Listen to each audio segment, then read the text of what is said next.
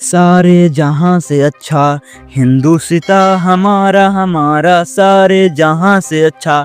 दोस्तों ये लाइन सिर्फ एक गाना नहीं, ये वे जवाब है जो अंतरिक्ष यानी स्पेस से पहली बार एक हिंदुस्तानी ने दिया था जब उनसे पूछा गया कि ऊपर से भारत कैसा दिखता है। जी हाँ, आज हम बात करने वाले हैं भारत के पहले अंतरिक्ष यात्री विंग कमांडर राकेश शर्मा के बारे में। लेकिन क्या आप जानते हैं कि स्पेस में जाने से पहले राकेश शर्मा ने 1971 की जंग में दुश्मन के टैंक उड़ाए थे। वे सिर्फ एक एस्ट्रोनॉट नहीं बल्कि एक लीडर फाइटर पायलट भी थे। आज की इस वीडियो में हम राकेश शर्मा की पूरी जिंदगी को डिकोड करेंगे, उनके जन्म से लेकर उनकी कठिन ट्रेनिंग, वो ऐतिहासिक स्पेस फ्लाइट और आज तक का वे कहां और क्या कर रहे हैं। तो चलिए इस प्रेरणादायक सफर को शुरू करते हैं। कहानी शुरू होती है 13 जनवरी 1949 को पंजाब के पटियाला शहर में एक पंजाबी परिवार में जन्म हुआ एक छोटे से बच्चे का, जिसका नाम रखा गया राकेश। इनके पिता एयरफोर्स में ऑफिसर थे, शायद इसलिए राकेश के खून में ही उड़ान थी। बचपन से ही उन्हें खिलौनों से ज्यादा आसमान में उड़ते हुए हवाई जहाज आकर्षित करते थे। वे हमेशा सोचते थे कि एक दिन मैं भी बादलों के पार जाऊंगा। उनका बचपन हैदराबाद में बीता। पढ़ाई हुई सेंट जॉर्ज ग्रामर स्कूल और निजाम कॉलेज से, लेकिन किताबों से ज्यादा ध्यान उनका फिजिकल फिटनेस और स्पोर्ट्स में था।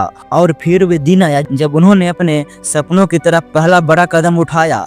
1966 में उन्होंने नेशनल डिफेंस एकेडमी एनडीए को एक एयरफोर्स कैंडिडेट के रूप में ज्वाइन किया। यह वही जगह है जहां लड़कों को फौलाद बनाया जाता है। कड़ी ट्रेनिंग के बाद 1970 में राकेश शर्मा आधिकारिक तौर पर भारतीय वायुसेना में पायलट बन गए। सपना पूरा हो चुका था, लेकिन असली एक्शन अभी शुरू होना बाकी था। दोस्तों अक्सर हम राकेश शर्मा को सिर्फ स्पेस सूट में याद रखते हैं, लेकिन उनके अंदर का सिपाही बहुत पहले ही जाग चुका था। एयरफोर्स ज्वाइन करने के सिर्फ एक साल बाद 1971 में भारत पाकिस्तान का युद्ध शुरू हो गया। ये वही युद्ध था जिससे बांग्लादेश बना। राकेश शर्मा उस वक्त MiG-21 फाइटर जेट उड़ा रहे थे। उन्होंने इस जंग में 21 से ज्यादा कॉम्बैक्ट मिशन उड़ाए। सोचिए, दुश्मन की गोली, नीचे से एंट्री, एयरक्राफ्ट गन्स का खतरा, और उसके बीच हमारा ये जवान मिशन पूरा कर रहा था। उनकी इस बहादुरी के लिए उन्हें वेस्टर्न स्टार और संग्राम मेडल जैसे कई सम्मान मिले। 1948 आते आते वे स्क्वाड्रन लीडर की रैंक पर पहुंच चुके थे। उनकी फ्लाइंग स्किल्स इतनी बेहतरीन थी कि उन्हें टेस्ट पायलट भी माना जाता था, और यही वे स्किल थी जिसने इन्हें इतिहास रचने का मौका दिया। साल था 1982। भारत और सोवियत यूनियन, आज का रूस, ने मिलकर एक संयुक्त अंतरिक्ष मिशन का प्लान किया। इस मिशन के लिए इंडियन एयरफोर्स के 150 टॉप पायलटों की लिस्ट बनाई गई। सिलेक्शन प्रोसेस इतना कठिन था कि अच्छे पायलट भी हार मान गए। फिजिकल टेस्ट, साइकोलॉजिकल टेस्ट और मेडिकल फिटनेस का निचोड़ निकाला गया, और अंत में 150 में से सिर्फ 2 नाम फाइनल हुए। एक थे राकेश शर्मा और दूसरे थे रवीश मल्होत्रा, जो स्टैंड बाय पर थे। 20 सितंबर 1982 को राकेश शर्मा ट्रेनिंग के लिए रूस के यूरी गागरिन सेंटर गए। वहां की ट्रेनिंग आसान नहीं थी। जीरो ग्रेविटी में रहना, स्पेस सूट पहनकर घंटों प्रैक्टिस करना और रशियन भाषा सीखना ताकि वे स्पेस क्राफ्ट के सिस्टम को समझ सके। राकेश ने वहां दिन रात मेहनत की। रशियन एक्सपर्ट्स भी हैरान थे कि ये भारतीय पायलट हर चुनौती को कैसे हंसकर पार कर लेते हैं। आखिर वे दिन आ ही गया। 3 अप्रैल 1984। जगह थी कजाकिस्तान का बेकुनूर कास्मोडोम। रॉकेट था सोयूज T-11। इसमें राकेश शर्मा के साथ 2 रशियन कम्युनिस्ट भी थे, कमांडर यूरी मालिस्व और फाइटर इंजीनियर गेनादी स्टेकलवे। जैसे ही रॉकेट ने धरती छोड़ी, राकेश शर्मा भारत के पहले और दुनिया के 138वें अंतरिक्ष यात्री बन गए। उनका space craft salute 7 space station से जाकर जुड़ गया। राकेश शर्मा ने अंतरिक्ष में कुछ 7 दिन, 41 घंटे और 40 मिनट बिताए, लेकिन वहां वे सिर्फ नज़ारा देखने नहीं गए थे। उन्होंने वहां 43 वैज्ञानिक प्रयोग किए। उन्होंने स्पेस में योग प्रैक्टिस किया ताकि ये चेक किया जा सके कि जीरो ग्रेविटी में शरीर पर क्या असर पड़ता है। इसके अलावा बायोमेडिसिन और रिमोट सेंसिंग के एक्सपेरिमेंट भी किए। इस मिशन का सबसे ऐतिहासिक पल वे था जब उस वक्त की प्रधानमंत्री इंदिरा गांधी ने स्पेस में राकेश शर्मा से वीडियो कॉन्फ्रेंस पर बात की। जब इंदिरा गांधी ने पूछा ऊपर से भारत कैसा दिखता है। तो राकेश शर्मा ने बिना एक सेकंड रुके अल्मा इकबाल की वे मशहूर लाइन बोली, सारे जहां से अच्छा हिंदुस्तान हमारा। ये सुनकर पूरा देश गर्व से झूम उठा था। आज भी जब हम ये क्लिप देखते हैं तो रोंगटे खड़े हो जाते हैं।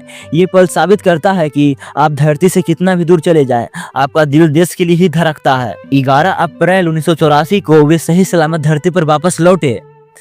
स्पेस से आने के बाद क्या हुआ? क्या राकेश शर्मा ने आराम किया? बिल्कुल नहीं। उन्होंने विंग कमांडर के रूप में रिटायरमेंट ली और फिर हिंदुस्तान के एरोनॉटिक्स लिमिटेड ज्वाइन किया। वहां वे चीफ टेस्ट पायलट बने।